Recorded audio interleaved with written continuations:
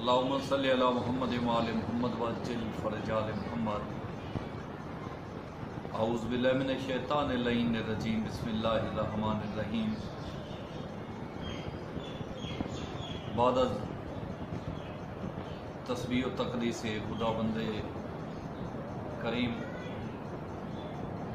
जिसकी ज़ात किबरिया ने दुनिया आलम को अपनी ज़ात पाक की तौहीद और रिसालत को और मोहम्मद वाले मोहम्मद की ज़ात मुक़द्दसा के इकरार व ईमान के लिए खल्क़ किया। और उस मालिक की कायनात ने अपने जितने भी उलूम थे अपने अंबिया और रसूल पैगम्बरान और उनके औलिया व औसिया को इस दुनिया की रुश्द व हिदायत के लिए सहायफ के तौर पर Hey there. Subscribe to my channel and also press this bell icon. मुअज़्ज़मा के तौर पर नज़ूल करता रहा, जिनमें सबसे ज़्यादा फजीलत और दुनिया आलम में अंबिया और रसूल पैगम्बरान की ज़ात के मद्दे मुकाबल सबसे ज़्यादा हुर्मत व तहारत, पाकीज़गी और बुलंदगी उस ज़ात पाक ने मोहम्मद वाले मोहम्मद को दी और अपने तमाम असरार व मखज़ून से भरे हुए उलूम को उन पर साते कर दिया। और वो सभी उलूम मोहम्मद वाले मोहम्मद ने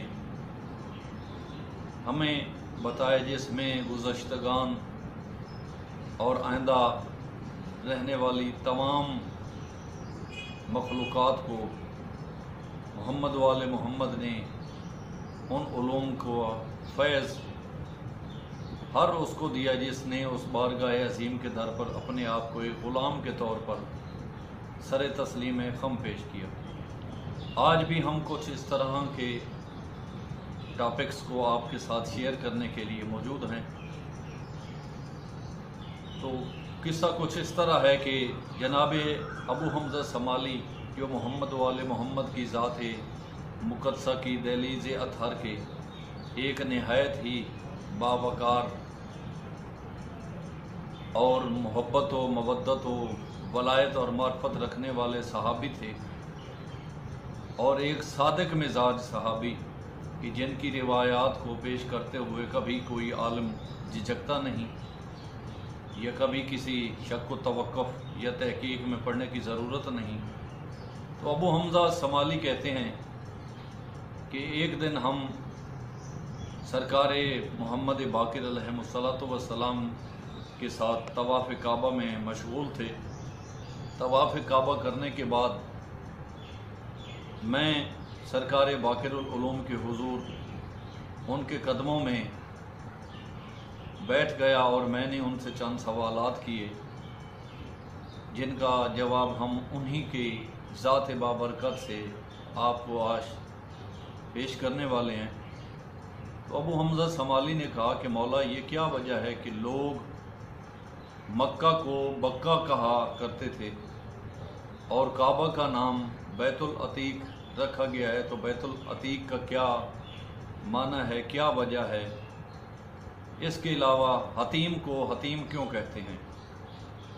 तो सरकार बाक़िरुल उलूम बादशाह सरकार ने कहा कि आए अबू हमज़ा समाली, खाना काबा के अंदर वाली जितनी भी हदूद है, ये जगह है, चाहे उसको जितनी भी आने वाले टाइम में तोसी दी जाए, वुसअत दी जाए, इस अंदर वाली जगह को बक्का कहते हैं। और बक्का का माना है कि एक ऐसी जगह जहाँ पर मर्द व औरत, जवान व बुज़ुर्ग, बूढ़ा बच्चा सब जो हैं एक हजूम के तौर पर इकट्ठे इबादत में मशगूल हूँ, नवाफिल जारी हूँ, ज़ियारत काबा हो रही हो, तवाफ़ काबा हो रहा हो, लोग नमाज में मशगूल हूँ, तिलावत व तस्बीह व तक़दीस व तमजीद में मशगूल हूँ। तो ऐसी गैदरिंग वाली और हजूम इज़्तिहाम वाली जगह को बक्का कहते हैं। और ये बक्का सिर्फ़ इस मक्का के अंदर ही हो सकता है, क्योंकि दूसरे तमाम ममालिक दुनिया आलम पर जहाँ जहाँ पर भी لوگ اپنے قوم و قبیلہ کے طور پر یا ایک ملکی بیس کے طور پر آباد ہیں، صرف بکہ کے اندر ہی یہ عبادت اجتماعی ہو سکتی ہے۔ دوسرے ممالک یا دوسری جگہ پر اس طرح مرد و عورت ایک دوسرے کے سامنے کاندھے کے ساتھ کاندھا ملائے ہوئے عبادت نہیں کر سکتے۔ اور دوسرا تمہارا سوال یہ تھا کہ کعبہ کا نام بیت العتیق کیوں رکھا گیا؟ تو سرکار آدم علیہ السلام جس وقت اس سطح زمین پر ان کا نزول ہوا جناب حوا کے ساتھ، تو اللہ پاک نے جنت میں سے حجر اسود ان پر نازل کیا اور ان کے ساتھ یہ بیت العتیق بھی تھا۔ بیت العتیق ایک نہایت ہی نوادر الہیوں میں سے ایک چمکدار موتی کا نام تھا۔ اللہ پاک نے اس بیت العتیق کو اٹھا لیا اور اس کی اساس جو ہے وہ یہاں پر موجود ہے، اور یہ جو حجر اسود ہے یہ بالکل اسی سمت پر قائم ہے کہ جس سمت میں اللہ پاک نے اپنے بیت العتیق کو قائم کیا ہوا ہے۔ اس کے علاوہ بیت العتیق کا گھرانہ وہ پاک گھرانہ ہے کہ جس میں 70,000 ملائکہ روزانہ داخل ہوتے ہیں اور تا ابد آخر تک وہ وہاں سے واپس نہیں آئیں گے، اور اس بیت العتیق میں وہ رہ کر اپنی عبادت کو سر انجام دیتے ہیں۔ اور خصوصاً موالیان حیدر قرار اور مومنین اسلام کو جو کامل الایمانی کے ساتھ عبادت میں مشغول ہیں، ان کے لیے اللہ پاک کی حضور مغفرت طلب کرتے رہتے ہیں۔ دوسرا بیت العتیق کا معنی یہ ہے کہ سرکار نوح علیہ السلام کے طوفان کے بعد یہ صرف واحد گھر تھا جس کو اللہ پاک نے اس طوفان میں غرق نہ ہونے دیا، کیونکہ بیت العتیق کے نیچے والی جتنی بھی جگہ ہے اللہ پاک نے خانہ کعبہ کو پہلے خلق کیا اور اس کے بعد اس جگہ کو منتخب کیا، بلکہ زمین کی جتنی بھی ابتداء خلق تھی وہ اسی خانہ کعبہ والی جگہ سے ہوئی۔ ہم پہلے بھی آپ سے بیان کر چکے ہیں۔ سرکار ابراہیم علیہ السلام اور جناب اسماعیل علیہ السلام کو اللہ پاک نے حکم دیا کہ اے ابراہیم و اسماعیل، بیت العتیق کے بالکل بالمقابل تم یہ خانہ کعبہ تعمیر کرو۔ تو جناب ابراہیم و اسماعیل علیہ السلام نے بیت العتیق کی معاذرات کے بالکل بالمقابل یہ خانہ کعبہ کی تعمیر کی۔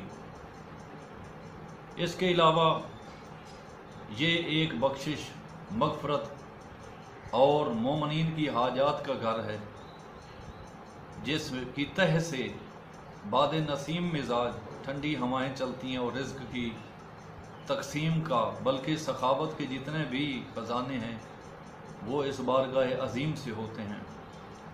لیکن رسول کریم کا یہ فرمان اطہر ہے جو سرکار علی بادشاہ کی ذات بابرکات کے لیے انہوں نے اصحاب باوقار کی کثیر تعداد میں یہ حدیث پاک بیان کی۔ حدیث تھوڑی سی طویل ہے لیکن میں صرف شارٹ کٹ کے طور پر آپ سے بیان کرنے والا ہوں کہ یا علی، اگر اس بیت عظیم، اس بیت الحرام خانہ کعبہ کے اندر کوئی بندہ طواف کعبہ کرتے ہوئے لوگوں کے پاؤں کے نیچے ایک دوسرے کے کاندھوں کی پاور کے ساتھ ایک دوسرے کے ساتھ دھکے کھاتے ہوئے اگر وہ پاؤں میں روندا جائے اور وہ تمہارے ساتھ بغض رکھے یا تمہاری اولاد کے ساتھ یا تمہارے ماننے والوں کے ساتھ کو اس کا طواف نہیں، اس کے ایسے فضول چکر ہیں۔ مالک کائنات ہمیں اس بارگاہ عظیم کے پاس جب بھی لے آئے تو ہم اپنی معرفت و مودت کے لیے اور ولایت عظیم کی طلب، تاکہ ہمارے اس حقیر جسم میں مزید سما جائے، اس کی دعا کریں۔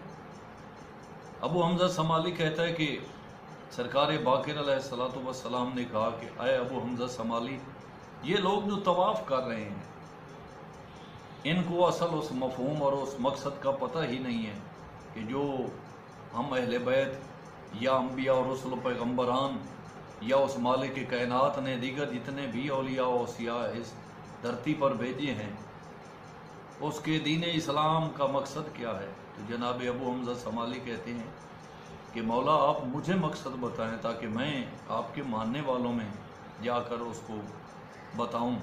तो जनाब मोहम्मद बाकिर अलैहिस्सलातु वस्सलाम कहते हैं कि बंदा खुदा, उन पत्थरों के पास जाओ और उन ज़रीहात अक़दस के पास जाओ कि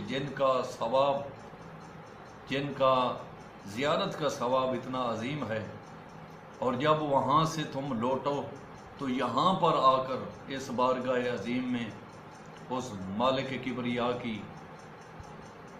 ज़ात अक़दस का शुक्रिया अदा करो कि परवरदिगारा तेरी बाबरकत ज़ात के फैज़ करम से मैं बंदा हकीर उन अजीम घराने की ज़रीहात का बोसा लेकर आ चुका हूँ, तो मेरी इबादत कबूल फरमा। बहरहाल सरकार बाक़िर अलैहिस्सलाम ने फरमाया कि तुम्हारा तीसरा सवाल था कि हतीम, वो हतीम क्यों कहते हैं? तो हतीम हजर अस्वद और खाना काबा के दरमियान की जगह है कि जहाँ लोग एक दूसरे को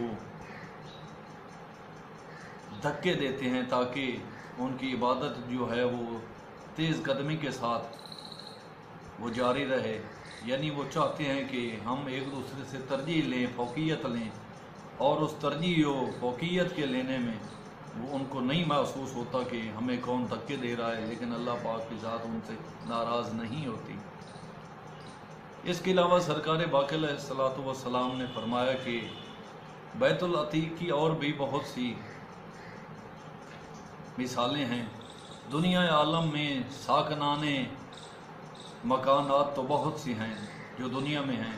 कोई ताज महल बना रहा है, कोई हीरे जवाहरात से बने हुए मज़ीद खूबसूरती के सामान रखते हुए नमूदो नुमाइश से बनी हुई एक घरेलू कंडीशन जो दुनिया पर लोग एक दूसरे को दिखा रहे हैं कि मेरा घर खूबसूरत है, मेरा घर खूबसूरत है।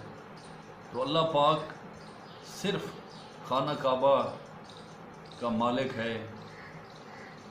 जिस तरह दूसरे लोग अपने अपने घरों के साकनीन हैं, तो इसी तरह मालिक कायनात खुद इस बारगाह अजीम का साकिन है, मालिक है। इस वजह से भी इसको Hey there. Subscribe to my channel and also press this bell icon.